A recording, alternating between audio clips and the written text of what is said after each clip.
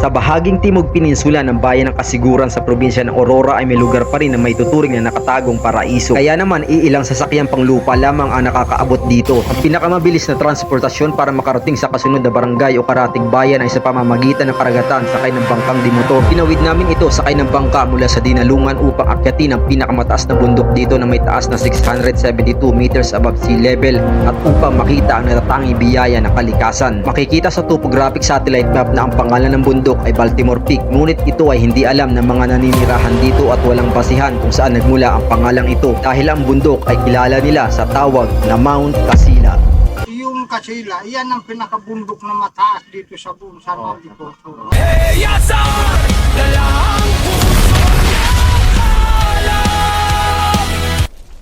March 2023, sinimulan namin planuhin na marating ang Mount Casila mula nang matanaw namin ito sa campsite ng Mount Anakwao. Sa loob ng isang taon, may 4 na beses na namin sinubukan puntahan, ngunit lahat ay hindi natuloy. Pang-4 na beses na na-cancel ang pagpunta namin sa Baltimore Peak na ito. Madalas dahil sumasama ang panahon, ang huli ay nasa dalampasigan na kami para sunduin ng bangkang patawid sa San Ildefonso. Pero biglang lumakas ang alon ng dagat kaya naglabas ng gale warning ang probinsya. Naidokumento ko ang mga naganap dito. Kung gusto nyong mapanood, ito ang thumbnail ng video. Ngayong March 2024, para sa ikalimang pagkakataon, nasa bayan na kami ng Dinalungan para magpaalam sa Department of Tourism na muling tumawid sa dagat papuntang barangay San Ildefonso. Itinapat namin na mahal na araw ang pagpunta doon para sigurado magandang panahon. Batay sa heat index ng Pag-asa, aabot ng 43 degrees Celsius ang init sa Metro Manila at sa probinsya ng Aurora na itala ang pinakamainit na panahon. Ngunit pagdating namin sa Dinalungan, madilim ng kalangitan at unti-unting lumalakas ang patak ng ulan. Pagbaba ng sasakyan, sinalubong na kami ng tourism at ng isa sa opisyal ng NDRRMC ng bayan. At dito na kami, kinabahan. Baka hindi kami payagang tumawid ng dagat. Dahil po sa inyong kaligtasan yung sinasabi. Ito, para at least, pagsakay nyo sa bangka, dahil alam ko, iba sa inyo vlogger, so, huwag po sana tayong makibo. Dahil pagkibo po natin, yung lakas ng alon, pwede itong ihampas sa inyo. Ano po? Okay, ha? Nagbigay ako ng babala, huwag niyo po mamasamain. Parte po yan ng aming trabaho. Dahil once magkaroon ng worst case scenario, kami din po ang paununahan yung tatawagan. Pabuti na lang at wala pang inilalabas na gale warning kaya pinayagan kami makatawid. Nagbigay lang sila ng advice na mag-ingat kami habang nasa karagatan at nagpahiram na din sila ng life vest.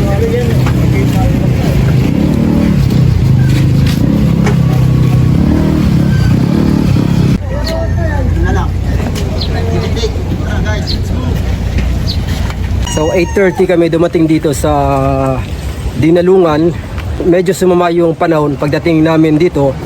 Pero sa Manila, mga nasa 32 to 30 degrees Celsius tayo. Tuloy na yung pagtawid namin sa Baltimore Peak. Yun yung nasa likod ko, yung pupunta namin ngayon. At nandito na yung bangkang mag-aatid sa amin.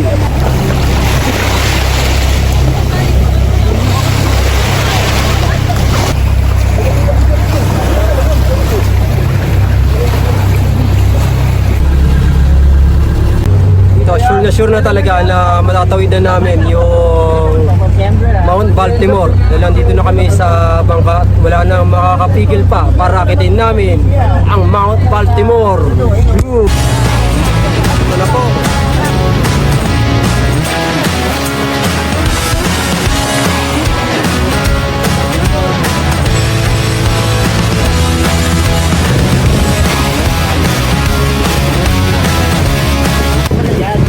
Yun yung akitin namin ngayon, ang Mount Baltimore, mas kilala sa Mount Casila.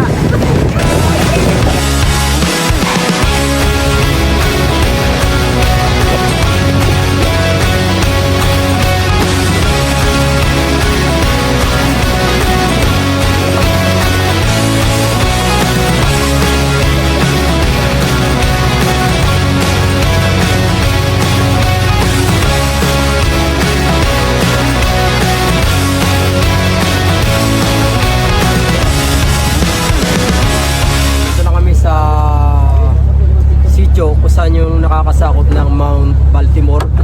Mga halos mga 30 minutes yung pagtawid ng bangka mula dun sa port ng Dinalungan.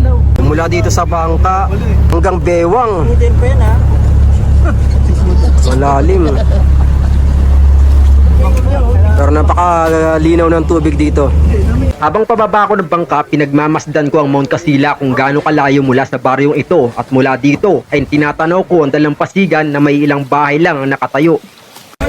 Sa wakas, narating na namin yun, itong baryo na nakakasakop sa Baltimore Peak.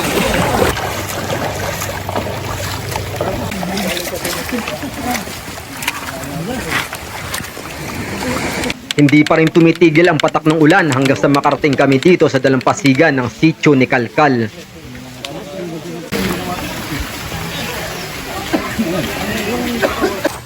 Mga nasa halos 11 AM kami nakarating dito at sa paglipas ng ilang minuto, humina ang patak ng ulan kaya nagkaroon kami ng pagkakataong maghanap ng Try campsite. natin muna explore yung tabing dagat dito, kung ano yung mga magagandang view. And hinahanap at maghahanap din kami kung saan magandang itayo yung tent and hammock namin. So mula dito, matatanaw na natin yung bayan ng Dinalungan ng Aurora.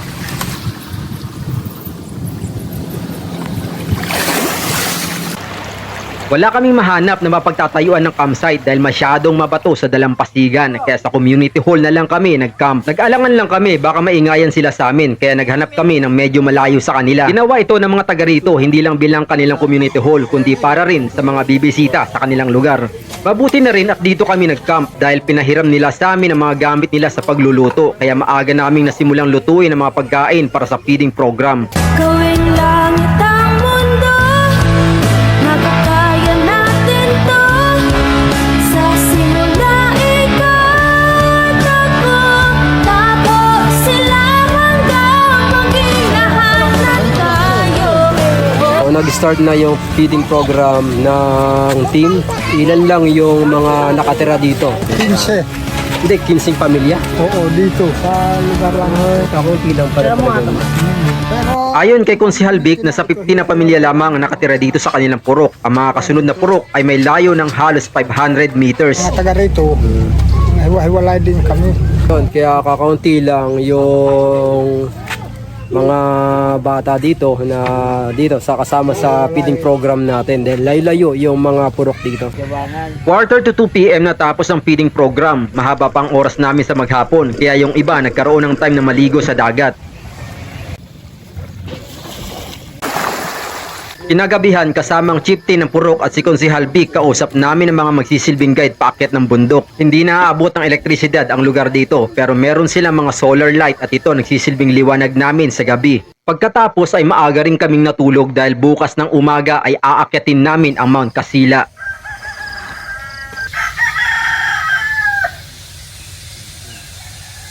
...4 AM pa lang gumising na ang iba sa amin para magluto ng agahan. Quarter to 8, katatapos na namin mag-breakfast. And hinihintay na lang namin yung mga guides na makakasama namin sa pag-akyat doon sa summit ng Baltimore. Pagkarating ng aming guides ay nagdasal muna kami bago ang aming paglalakbay. Eksakto alas 8, umalis kami dito sa jump off.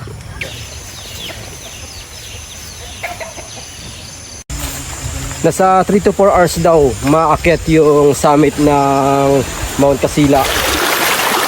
Ilang minuto pa lang kami nakalalayo sa community hall, masasabi mo na may nakatagong paraiso sa likod ng baryo. Isa sa nagpamangha sa amin dito ang puno ng daw dahil sa taas nito na tansya ko umaabot ng 35 meters. At manliliit ka kung lalapitan mo ang base o pinag-uugatan nito dahil sa labis na laki at lapad. Kaya naman pinaniniwala nito ng mga taga rito na pinamamahayan ng makakamandag na hayop at kakaibang elemento.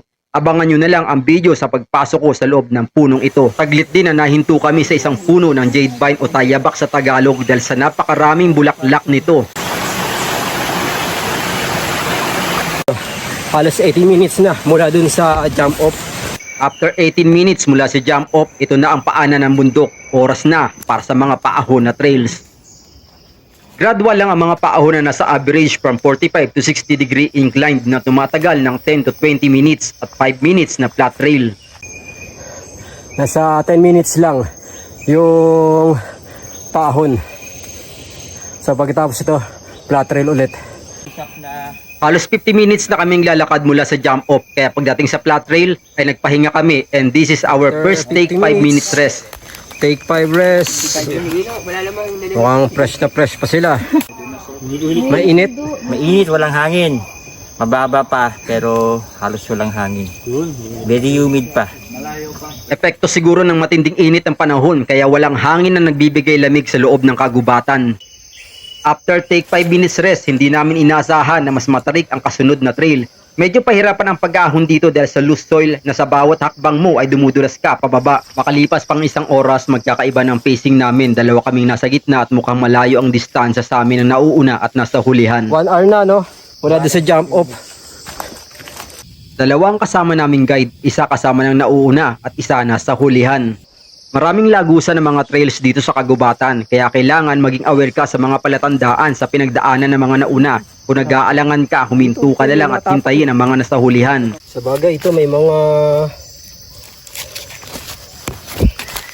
yabag ng mga sapatos. Positive pa naman kami sa mga sinusundan naming trails na may yabag na sapatos at trail sign pa kami nakikita, pero may time na nag-aalangan kami dahil parang lumalayo ang direksyon namin pataas ng kabundukan. May harang eh. Hindi ka tayo naligaw. Inisip namin yung summit ng bundok nandito sa likuran namin. Pero napupunta kami medyo dito sa left side. Nagpatuloy pa rin kami sa mga trail na posibleng nilang dinaanan. May mga dito. May mga pinagtapakan dito. Nang may marinig kaming sigaw sa bandang unahan, kaya kumpiyansa kami na tama ang trail na sinusundan namin. Sana hindi kami naliligaw. Hindi, narinig mo na kanina? Oh, narinig ko eh. Di sa direction. Oh, may sumigaw. Baka yung tuktok na nakikita natin doon sa dalampasigan, yun pa lang yung muka. Hindi pa talaga siya... Ito na nga yung sa kaliwa. Ayun, Oo. Yung summit na yun, Ito. Hindi talaga siya yung summit. Dito ay may ilang minuto na dumaan kami sa gilid ng bangin na ang lapad ng paglalakaran ay nasa halos 2 talampakan. Dahan-dahan ang aming paghakbang at sinisigurado namin na matibay ang aming pinagkakapitang sanga at maliliit na punong kahoy. Oops.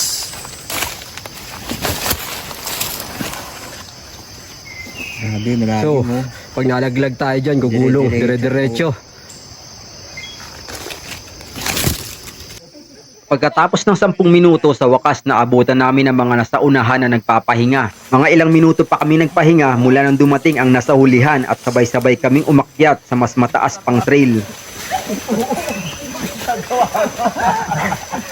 Yun, 30 seconds lang. Flat trail na. Halos wala pang 1 minuto ang ahunan at nasa flat trail na ulit kami, pero dito pala magsisimula ang mga tuloy-tuloy na paahon.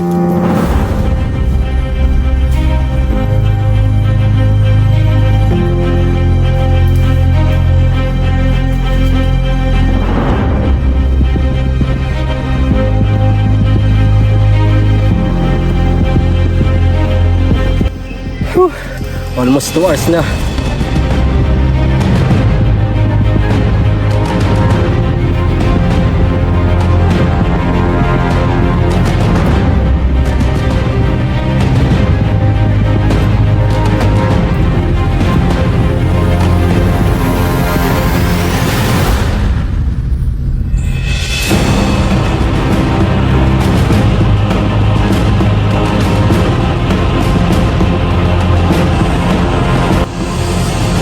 Na halos makakadalawang oras kalahati na kami mula doon sa jump off.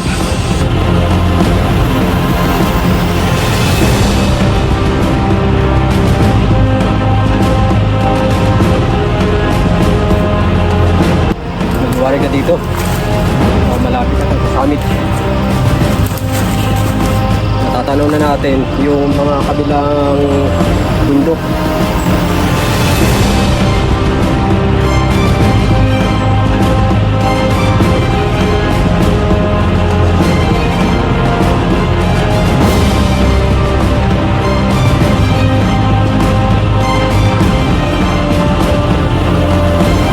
Dito hindi ka na mag-aalangan sundan ang trail kahit maiwan ka mag-isa, dahil ang trail ay isa lang ang direksyon at ang gilid ay mga nagkukumpulang punong kahoy o kaya naman ay bangin. Sa part na to, matarik na bangin yung pagkabilaang side.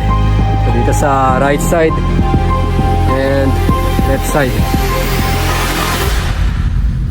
So 11 AM, nakakatatlong oras na kami.